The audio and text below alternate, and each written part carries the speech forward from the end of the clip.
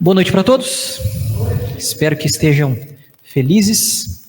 A você que também estará nos acompanhando aí pelas redes sociais, que Deus possa usá-lo grandemente e o poder do Santo Espírito possa ser derramado sobre você.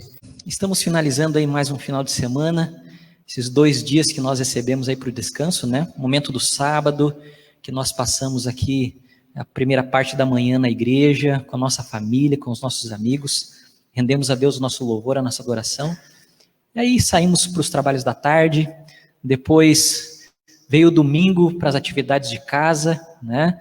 Alguns tiram esse dia para fazer a abençoada faxina, né? Outros aproveitam o dia para fazer aí um passeio pelo parque, ou outros tiram para descansar.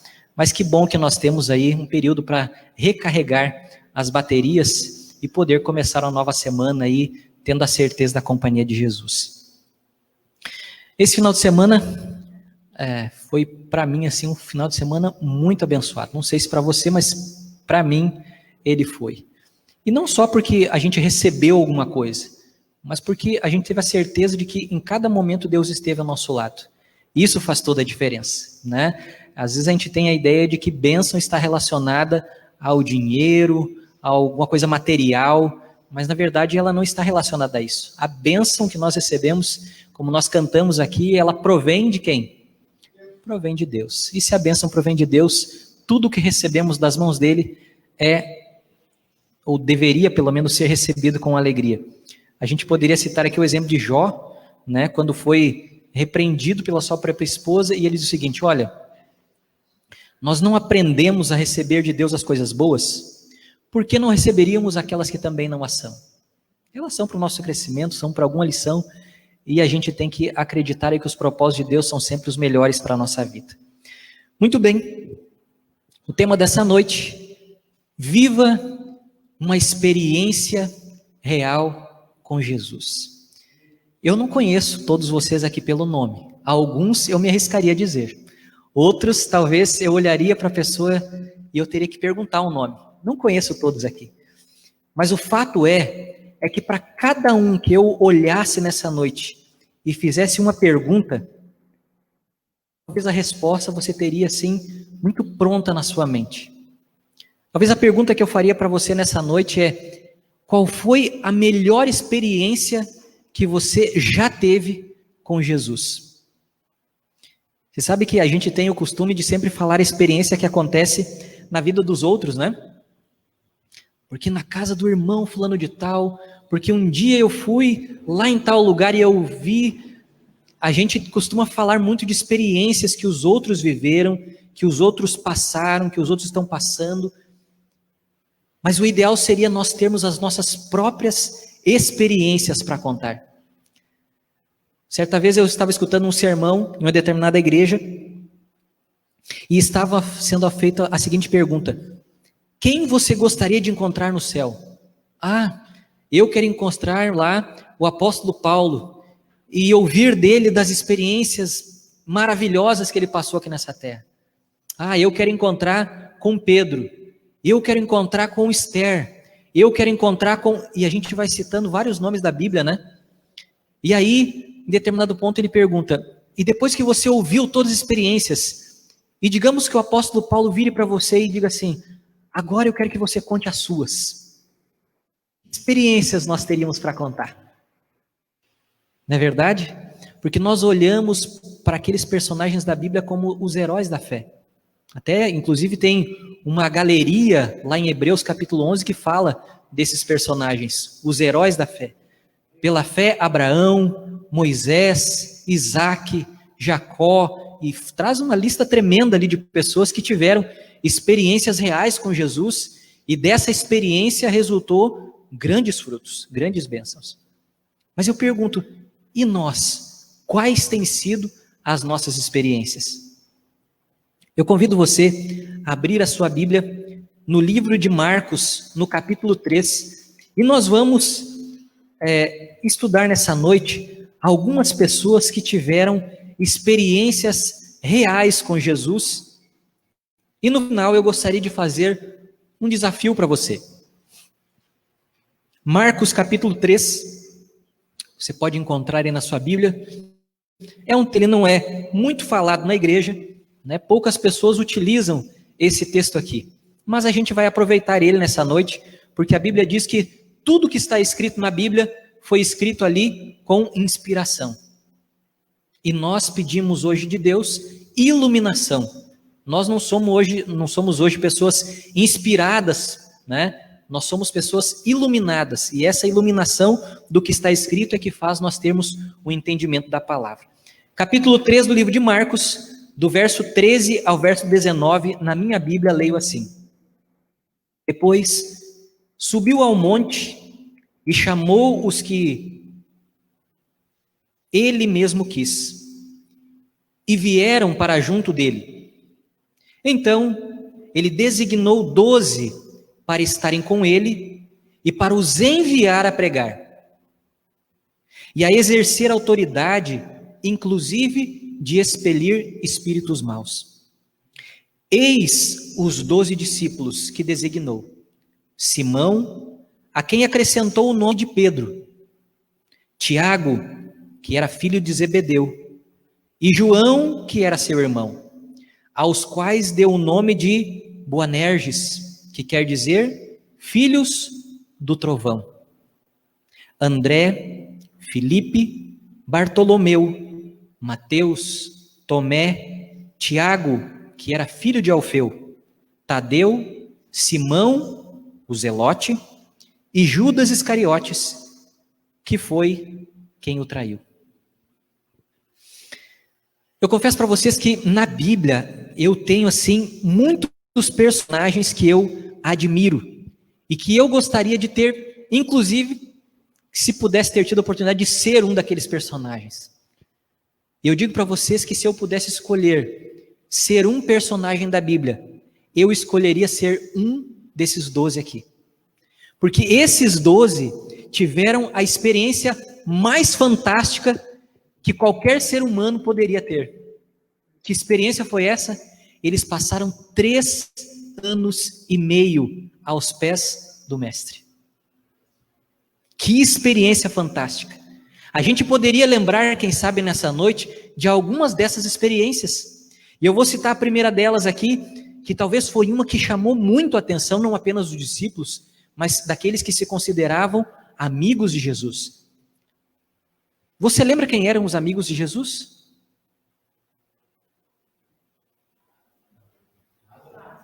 Os mais chegados, a Bíblia fala que eram Lázaro e suas 2 irmãs, que eram Marta e Maria.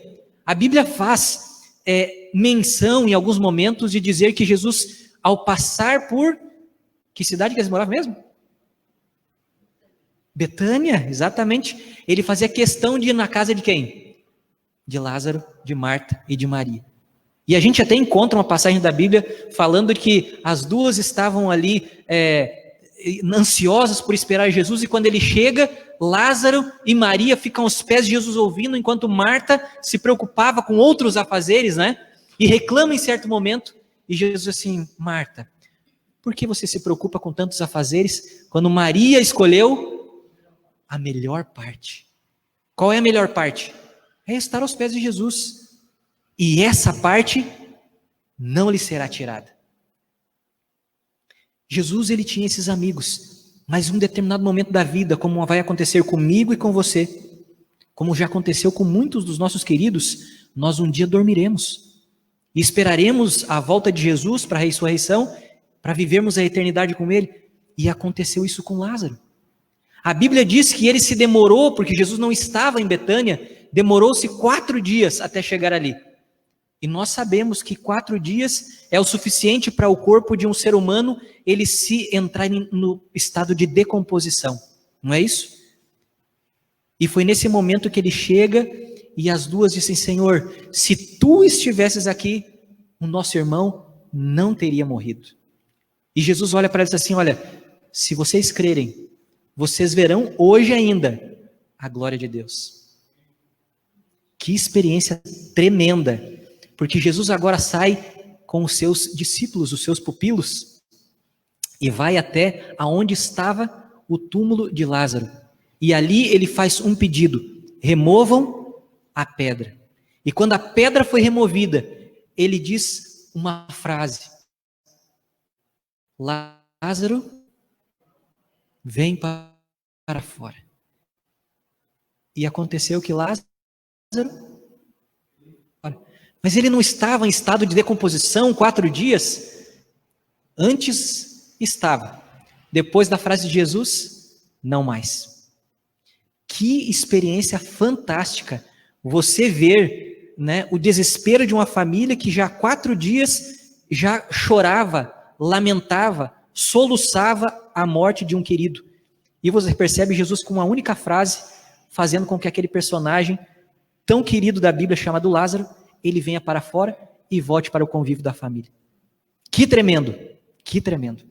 A gente poderia usar, quem sabe, o momento em que Jesus estava passando por uma cidade onde era uma região, na verdade, de 10 cidades, que na Bíblia é chamado de Decápolis. Você vai encontrar essa história no livro de Lucas, no capítulo 7. E essa história fala que Jesus, ao chegar à beira do lago, ele desce com os seus discípulos, os seus pupilos, novamente aqui, acompanhando Jesus, e 2 personagens que eram possuídos de espíritos imundos, de espíritos maus, se jogaram aos pés de Jesus. História conhecida como a história do endemoniado gadareno. Você já viu essa história, já leu essa história. Os discípulos, eles correram de novo para dentro do barco. E Jesus ficou ali com aqueles 2 prostrante deles, gemendo, espumando pela boca, arranjando os dentes, uma situação desesperadora, tão aterrorizante, que os discípulos permaneceram dentro do barco. Interessante é que você vai perceber minutos depois, ou horas depois, aqueles 2 sóbrios, ouvindo de Jesus e fazendo o pedido: Senhor, deixa-nos ir contigo. E Jesus disse o seguinte: olha, eu quero que vocês façam o seguinte, vão para a casa de vocês agora, para a família de vocês, e contem o que o Senhor Deus fez na vida de vocês. Todos presenciaram ali transformação de alguém antes e depois de Jesus. A gente vai, ao longo dessa história, perceber que Jesus foi expulso da cidade dos Gadarenos. Foi ou não foi? Ele foi expulso daquela cidade. Pediram que ele entrasse no barco e fosse embora. E foi exatamente isso que Deus fez na figura.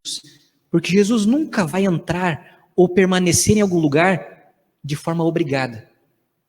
Ele se oferece voluntariamente. E você recebe ou não a presença de Jesus. Jesus deixou aquele lugar, mas o livro de Lucas, no capítulo 9, fala que Jesus retorna à cidade dos Gadarenos. Mas agora ele é convidado a se aproximar. E Jesus chega nessa cidade. E nós temos ali um episódio mais fantástico ainda. Vocês lembram que episódio é esse? A multiplicação dos pães e dos peixes. Porque Jesus ficou ali 3 dias e 3 noites pregando para aquelas pessoas da cidade de Gadara. Das regiões de Decápolis, que veio muita gente. A Bíblia diz que eram aproximadamente quantas pessoas? 5.000 homens.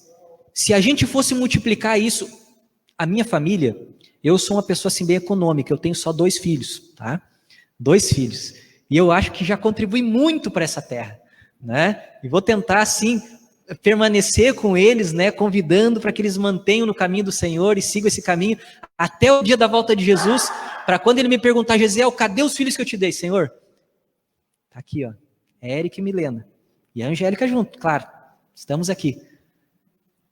Mas a gente percebe que naquela época, na época dos meus pais, já era diferente. A família do meu pai tinha 9 irmãos. A família da minha mãe tinha 11.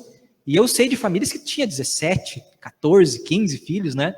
Imagina que no tempo de Jesus, acreditava-se que um homem abençoado, ele deveria ter o quê? Muitos filhos. Mas vamos aqui economizar na conta e dizer que lá naquele episódio em Gadara e de Decápolis, eles tinham apenas um filho por família. Multipliquemos então os 5.000 por, me ajudem os matemáticos, por 3. Chegaríamos ao número de 15 mil pessoas. Isso é muita gente. Imaginem que hoje nós estamos aqui num grupo pequeno e eu estou usando o microfone para que você possa escutar, quem está mais no fundo da igreja, que nem o Gustavo está lá atrás, né? O irmão nosso, diácono que está escutando lá no fundo também, precisa do microfone. Agora, 15 mil pessoas. Gente, eu trabalho em escola. A nossa escola que tem 700 alunos. Eu nunca tive o grupo todo junto. Eu tenho 450 em determinado período. Falar para 450 crianças, adolescentes, jovens, sem microfone, nem no sonho. Imagine falar para 15 mil. E eu pergunto, eles ouviram ou não ouviram? Eles não arredaram o pé durante 3 dias e 3 noites, a ponto dos discípulos ser, Senhor, vamos mandar embora esse povo. Não tem comida. Eles têm que se alimentar, vão passar fome. 3 dias aqui no jejum, não vai. O que vocês têm aqui? Senhor, esse menino aqui, ele se voluntariou a dar o lanche dele, que é nada mais, nada menos que o que mesmo? 5 pãezinhos e 3 peixinhos. Senhor, você está doido para um negócio desse aqui, como é que vai funcionar? Fecham os olhos, vamos orar. Oraram, agradeceram, agora vamos repartir.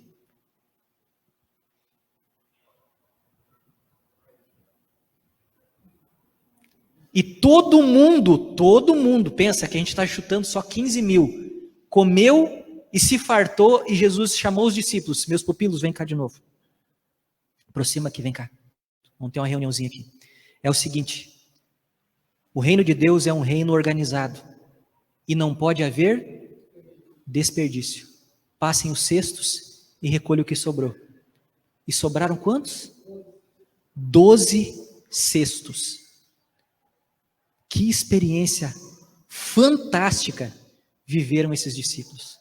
A gente poderia usar aqui a figura de uma cura milagrosa, que foram várias nesse mesmo sentido, porque João, no capítulo 28, diz assim, olha, se fossem escritos em livros tudo o que Jesus fez nesse ministério de apenas 3 anos e meio, em todo o mundo não caberiam os livros que seriam escritos. Experiências reais que foram vividas ao lado de Jesus. Pessoas que tiveram vidas transformadas. Imagina que a gente poderia citar a experiência de uma mulher que com hemorragia por 12 anos apenas tocou na veste de Jesus e foi curada. Esse é apenas um dos. E a gente vai encontrar Jesus agora naquela passagem com a multidão, porque Jesus não caminhava com uma multidão só.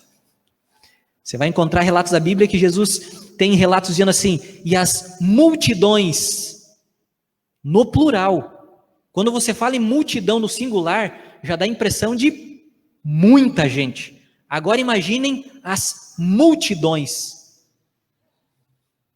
As multidões afluíam para ele. E nessa passagem, muita coisa acontecia ao longo de 24 horas. Jesus era um personagem que praticamente não dormia. O momento que ele tirava para retirava para descansar, ele fazia o quê? Ele orava. Você vai encontrar ele passando a noite toda em oração. Inclusive, irmãos, esse texto que nós lemos aqui no livro de Marcos, ele aconteceu depois de uma noite toda de Jesus em oração. Ele desceu do monte e escolheu os 12. Jesus se encontra na beira do caminho, fora dos portões da cidade. Fora dos portões da cidade você encontrava ladrões, você encontrava moribundos, você encontrava leprosos à beira do caminho. Eram esses que ficavam fora dos portões da cidade. E Jesus passa por um determinado lugar, onde de longe gritavam, imundo, imundo, imundo, mas não era para quem estava passando. Era para a condição que a pessoa estava. E Jesus conta ali, eram 10 que estavam no meio do caminho. E eles gritam, porque eles não podiam se aproximar. Já que eles não podiam se aproximar, o que Jesus faz? Ele se aproxima. E quando Jesus se aproxima, ele disse assim, o que acontece com você, Senhor? A gente quer ser curado. A tristeza do nosso coração é de viver nesse estado deplorável aqui. esperando a morte chegar, porque os pedaços do nosso corpo já estão caindo, porque a nossa pele está apodrecendo.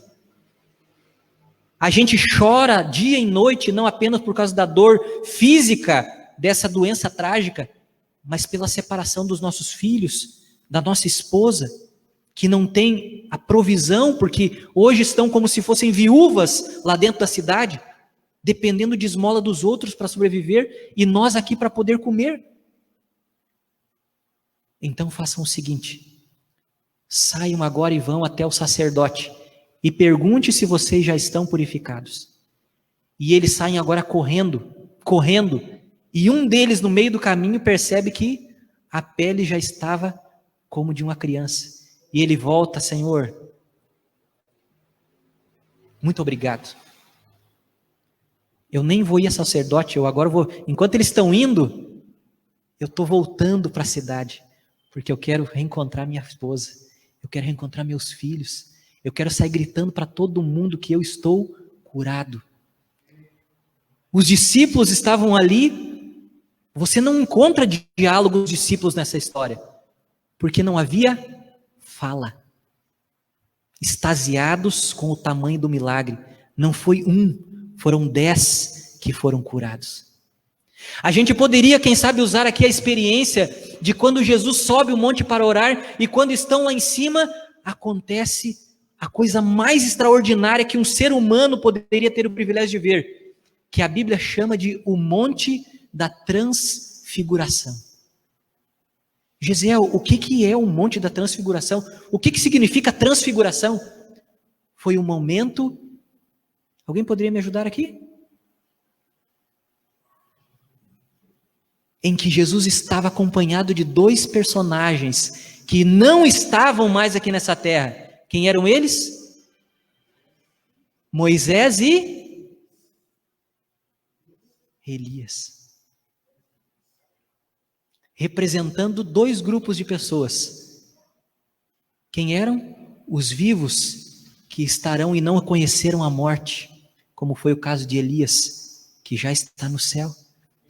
E a figura de Moisés, que morreu, mas o seu corpo foi recolhido por Jesus, e ele representa os mortos que ressuscitarão no dia do seu retorno, no dia do seu regresso.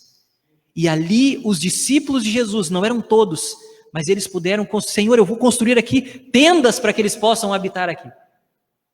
Não entenderam que o estado deles não era para essa terra. Que experiência fantástica. A gente poderia usar aqui, quem sabe, a experiência da última Santa Ceia. E você vai, poxa, mas que experiência que existiu na última Santa Ceia? Uma experiência fantástica.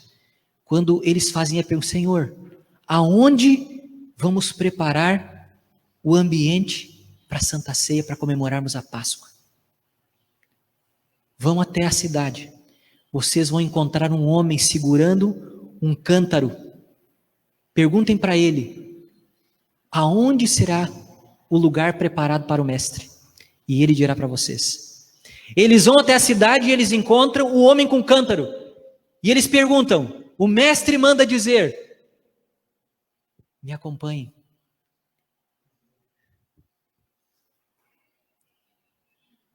Esse era o mestre, Jesus. Alguém em quem, ao entrar você em contato, a sua vida era totalmente transformada.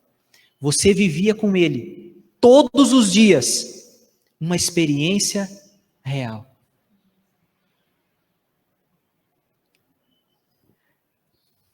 Eu quero concluir a mensagem dessa noite dizendo que, quando nós lemos esse texto aqui, era apenas a escolha dos 12. Mas tem um verso aqui que diz o seguinte: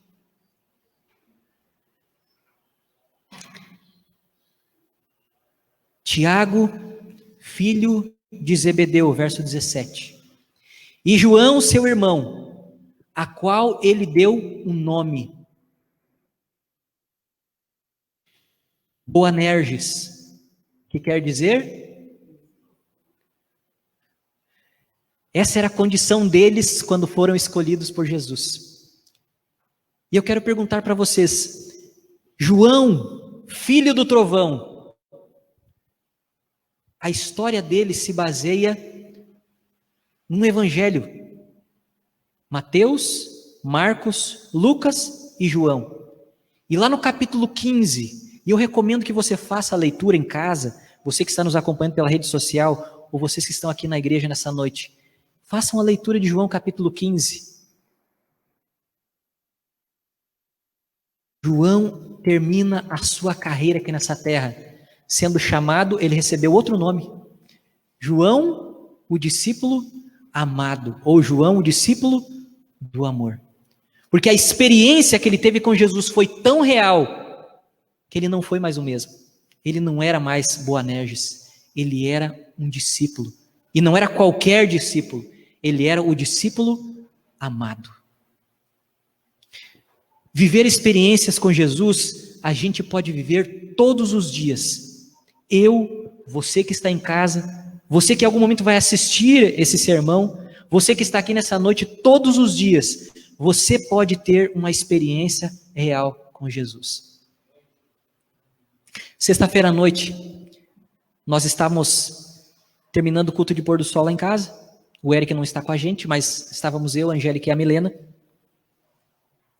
E nós estávamos pensando o que vamos fazer agora. E a gente lembrou que esse final de semana estava sendo comemorado o aniversário de 92 anos do IACS, o nosso internato adventista aqui em Taquara. Trabalhei lá por 7 anos, passei por alguns aniversários junto com eles. E a gente vamos acompanhar o aniversário, esse ano foi online, em função da pandemia. E na sexta-feira à noite, depois de um musical lindo falando sobre a história do colégio, foi realizado um batismo de uma aluna do internato. Ela foi aluna do Colégio Adventista de Gravataí e veio o ano passado, para cursar o ensino médio aqui no nosso internato. Era uma menina que queria ter uma experiência diferente com Jesus. E ela acreditava que o internato, através da figura do coral de adolescentes, dos cultos que são realizados ali, da experiência de viver num lugar reservado, poderia fazer ela se aproximar ainda mais de Jesus.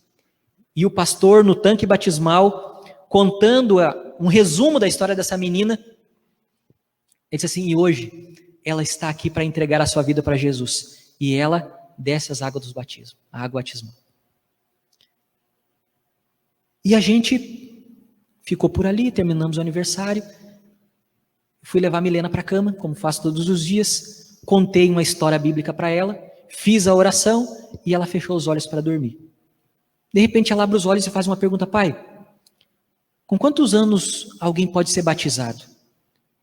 E eu disse assim: Milena, não tem uma idade específica. A pessoa só precisa saber discernir entre o certo e o errado e entender que Jesus está chamando ela. Então eu quero ser batizada, pai. 8 anos. Esses dias eu fui questionado por alguém perguntando: quando é que a Milena vai batizar? Eu disse assim: olha, eu nem falei com ela sobre isso, porque assim como foi com o Eric, eu quero que isso seja um desejo deles. Eu não quero influenciar. Porque a gente tem filhos na igreja, a gente acaba, E eu disse assim: eu quero deixar que eles escolham, que seja uma escolha deles. Nasceram na igreja, que eles tenham experiências com Jesus. O Eric foi assim, ele batizou com 9 anos. Estava no clube de aventureiros quando ele teve esse desejo de... Cada vez que tinha um apelo na igreja, ele ia, sozinho lá para frente. E a Milena, viu aquele batismo ali, ela sentiu o desejo, então eu quero ser batizada. Posso ser batizada amanhã, pai? Não, Milena, não é assim que funciona. A gente precisa primeiro fazer um estudo bíblico. E depois que o estudo bíblico estiver pronto, alguém, pode ser o pai, pode ser o pastor, alguém da igreja, vai fazer a pergunta para você. Depois que você terminou o teu estudo, você tem certeza que é isso que você quer para a sua vida? Se você disser que sim, aí a gente vai marcar o batismo na igreja. E aí você vai ser batizada. Vai poder convidar a família, os amigos, e você vai ser batizado.